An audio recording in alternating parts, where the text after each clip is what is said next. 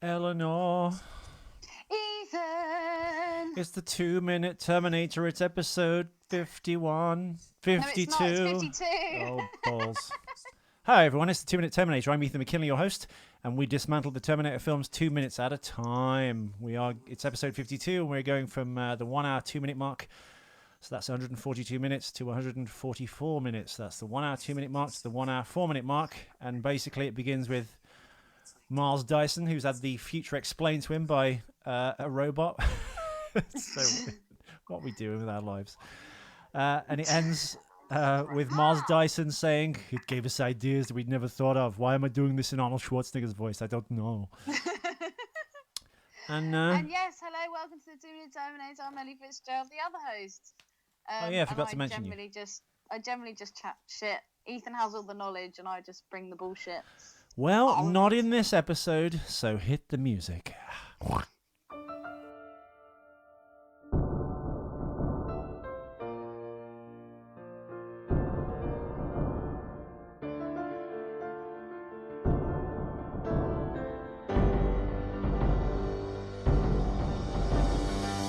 out for machines, they're unstoppable. Watch out for machines, they will rule the world. Yes, that's right, folks. There's no facts for this episode, so we're going to have to wing it. None whatsoever. None whatsoever. Well, Is that because you've been focusing on Graham? No, because I pre-did all the facts and figures for this show. Oh, okay. As you know. Yeah, but they all got a bit skewed, didn't they, because of the whole Skynet edition bullshit. Yes, but we're kind of back on track, sort of. Guaranteed, not guaranteed.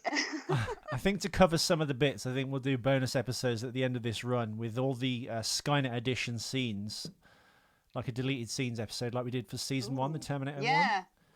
And maybe we'll do like a feature-length review of the Skynet edition. Skynet. It was really funny, actually. You know, I told you about that Sam Matthew kid that really wants to come on the show. Yes. He was just like, what edition is it that you're working off? Is it the Skynet edition? Is it this edition? Is it? I was just like, fucking hell. I just went, dude, listen to the show. And I dropped that fucking mic. So you consider you've been so interested by the objects that are contained in these scenes. What do you think Arnold has used all the cotton wool for? There seems to be a nice little pile of like cotton balls on the table. I think he gave Miles Dyson a French polish as an apology for Sarah shooting him. I'd have thought cotton wool though, that would be a little bit hazardous because it's quite like webby and it'd be quite sticky. Not sticky, but what you'd use on a wound, I don't know. I think maybe another props person was just like, I just throw some cotton wool on the table. The table. And what do we think of the really bad fake scar on Sarah's shoulder? Surely the makeup then was better than that. You think that's a bad scar? Yeah. Is that not a real scar? It's like one of those ones you buy in joke shops. I could slap one of those on. It could be a real scar. It's not. Well, I mean, this obviously contains Sarah's famous, I guess, feminist speech. Ugh, my least favourite part of the film. You don't know what it's like to cradle life, to feel it growing inside of you, and thank God John steps and goes, Mom! Let's be a little bit more constructive, okay? We gotta stop this thing. It's like, thank God she had a son and not a daughter. They'd have been burning their bras and fucking going, yeah, child, you don't objectify yourself. I don't know why they've become black. But whenever I think sassy woman, it just comes out black. Growing inside you, all you know how to create is death and destruction. Mom! We need to be a little more constructive here, okay? We still have to stop this from happening, don't we? But I thought... Maybe that's what you should say. Mrs. Dyson. I thought we were changing the future already. Changing things? I mean, right now, changing the way it goes. That's right. There's no way I'm going to finish the new processor. Not now. Forget it. I'm out of it. I'll quit Cyberdyne tomorrow. That's not good enough. No one must follow your work. Work. Right. Look. Then we have to destroy all the stuff at the lab, the files, the disk drives, everything here.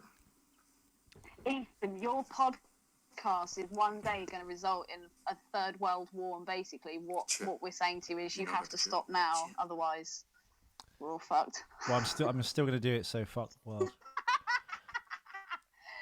He seems very calm, Mr. Miles Dyson. Well, she does say in the film he took it rather well.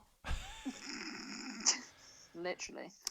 But he seems very. He's like, yeah, I'll get rid of everything. I'll quit Cyberdyne tomorrow. Do you think Sarah's argument of creating a life is valid? Because I guess you could argue that having a baby is like an involuntary physical process. She didn't actually make it, did she? No, of course she didn't.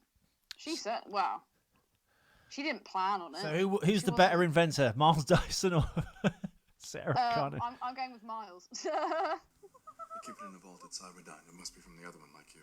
The CPU from the first Terminator. Son of a bitch, I knew it. They told us not to ask where they got it. Those lying motherfuckers. It was scary stuff. So when she's saying those lying motherfuckers, she's talking about... Is she talking about what Miles Dyson's just said, or is she talking about her own experience? Because do you remember we said in the last episode... Would she put two and two together that they found the parts of the Terminator, they found the arm? Obviously she didn't. She didn't know. They obviously said that everything got destroyed. I don't think she would even been have told that. I think the Cyberdyne, the company, would have found the evidence of this robot, spirited it away, and that would have been the end of it, I guess. The police would have arrived and just said some kind of piece of ordnance. Or, well, I mean, wouldn't... Oh, God, how can you even say this? Wouldn't Cyberdyne have framed her? Isn't that the robotics factory they accused her of blowing up? Or do you think she tried to blow up another robotics factory after that? No, I reckon she'd have gone straight in after that. After the crazy shit she'd have been talking. Well, I mean... But how did the chip survive, though, dude? Because it was flattened, wasn't it? I was about to say that. Yeah, but when they found a flattened piece of whatever, yeah. Why do you think they saw that little chip and thought, we'll keep that, and the arm, the chip and the arm. The chip and the arm. At that point, did they not?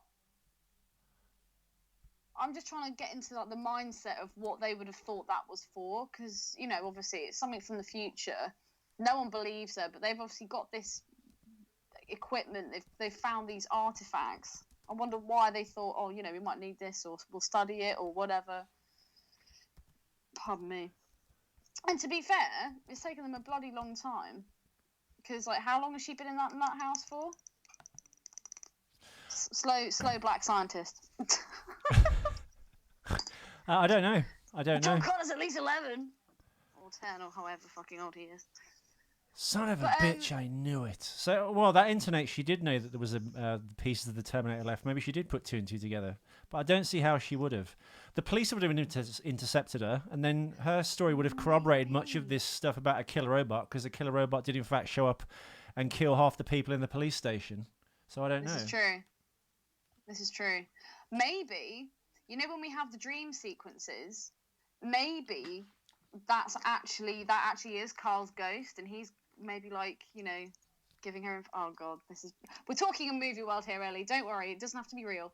Maybe the dream sequences, maybe it was like a cross between her tripping balls, having nightmares, but maybe Kyle was some kind of ghostly apparition. Spirit guide. Yeah, he's her spirit animal. Well, that's what I've said in the previous episodes. Is she crazy? Is it real? Or is it chemically induced? That's one of the things. All of the above. That's one of the things James Cameron mentioned in his commentary. So. Oh God, this fucking speech, man! I can't believe this is on loop. Ma'am. Well, this is a dry episode. No, not at all. I was just saying, maybe you should play this speech to your mum, so she'll be a little bit more supportive. Yeah. Mom, you need to be a little bit more constructive, so we can get this started. Yeah, well, like I said, he seems very calm and relaxed. If someone had just told you, like I said earlier, you've basically got to quit all of your work that you've been working on for last however long. He quite clearly works long into the night. Into the night. Walk the night. Walk the night. I actually listened to that today. It's I think that's probably one of my favourite tunes of all time. It's just so fucking good. Oh, Jesus, I've just found a piece of chewing gum. Yeah, so Would you be that calm if someone just said to you, like, you've just had a robot come into your house, you've been shot, this dude that's come in has just, like, ripped off all this skin off his arm, and then you're told that basically you're gonna, like, kill humanity, you've got to quit all your work, would you not have more questions? Would you be that calm? I guess they would. Maybe he's been sedated. Maybe they put, like, night nurse in his hot chocolate or something. Well, they've made him look really pale, which is kind of good, because he's obviously lost blood from the gunshot. So they kudos to the makeup and lighting department. Kudos, guys. But maybe less of the cotton wool. Yeah. Yeah. And also, is little Danny in this shot? Or is he still in his room? He's still in... What? I think they pre-decided that Miles Dyson...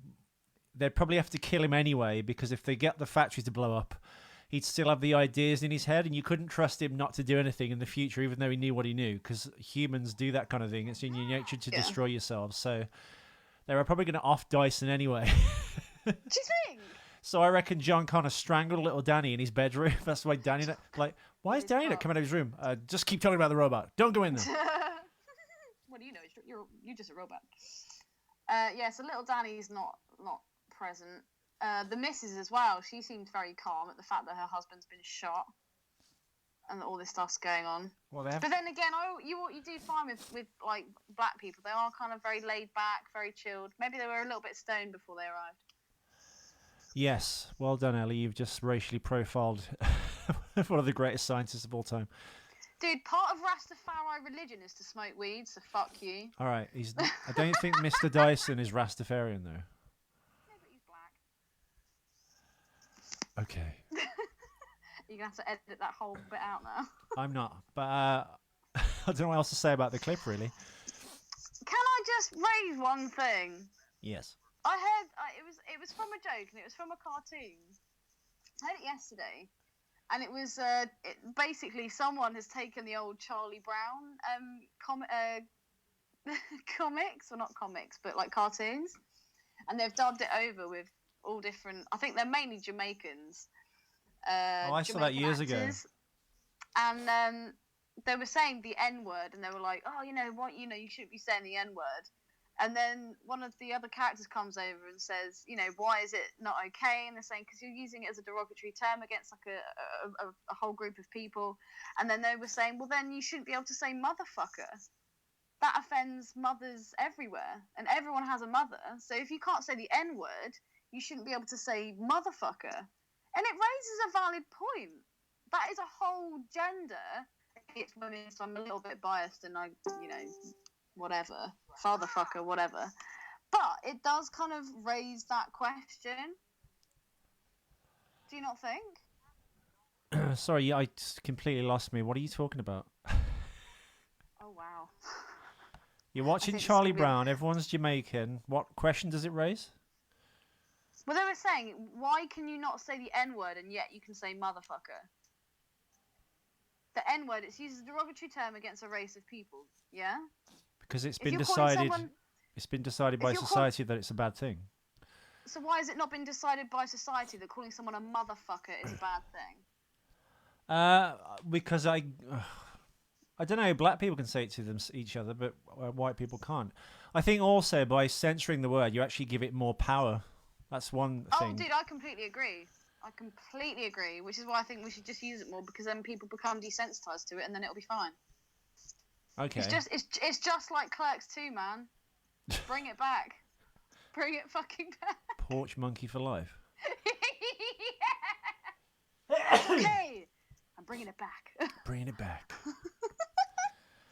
Which is a better movie, Clerks 1 or Clerks 2? I suppose Clerks 1, but Clerks 2 is prettier to look at. I mean, pound for pound. I mean, I don't know, my favourite Kevin Smith film, weirdly, is Mallrats, but everyone thinks that's... Is it? Yeah, that and Jersey Girl.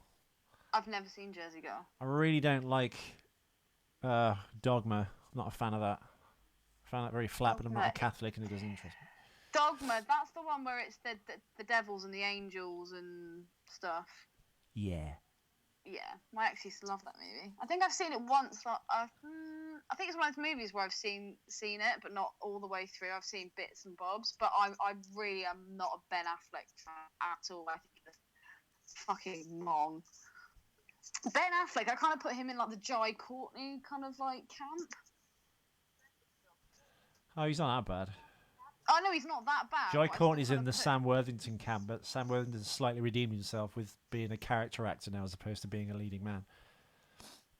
Yeah, I don't know. I'm just not a big fan of Ben Affleck. You need to watch Sabotage with Arnold Schwarzenegger. Sabotage. Dude, I need to work through the fucking list of movies that you sent me today whilst I was at work. My phone was going nuts. And it was like, Put Locker, and it was all schmooze, schmooze, schmooze, schmooze. And I was like, oh my god, I'm going to end up fucking becoming a Scientologist by the end of this. By the time I'm 40, that's it. I'm going to have the fucking schmooze's face tattooed to my back. Well, you so should. When I'm being fucked from behind, I can go, say his name! Say his name! Schmoo! You've got Born on the 4th of July. You've got. God, what else is there?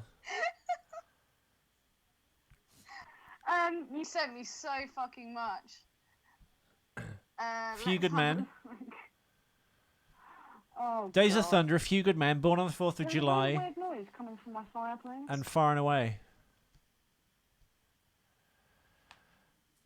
Anyway, Elias, it's I'm gonna wrap up the show. I think we've covered everything we could in that clip. The reason it's a short show today, guys, because I've got a ton of stuff to do for a podcast first thing in the morning. So we'll important podcast. We'll wrap it up there. Episode 52. Sorry it was short. We will convene tomorrow. We will convene tomorrow because tomorrow we've got actual facts and exciting stuff to do. So it'll be good. But you're already doing a podcast tomorrow, so you're going to have to be doing lots of editing and stuff. So you could want to do another podcast in the evening. Yep, the show must go on. Two on Friday. No, the show must go on. I don't know. I'll see how I feel, but I think we'll be okay. Okay, but just to set the expectation, there's a slight possibility we might have to do 2 on Friday, due to the fact that Ethan's main podcast is going to completely kick off tomorrow because the famous Graham Hancock is going to be answering your questions. So yeah, please do tune in. Spalding, you haven't written to us for a while, man. Have we upset you? No, he's probably just busy. So I think what he does, he gets busy with life and then comes back and binge listens. They always do. And on that note, I will say hasta la vista. Baby.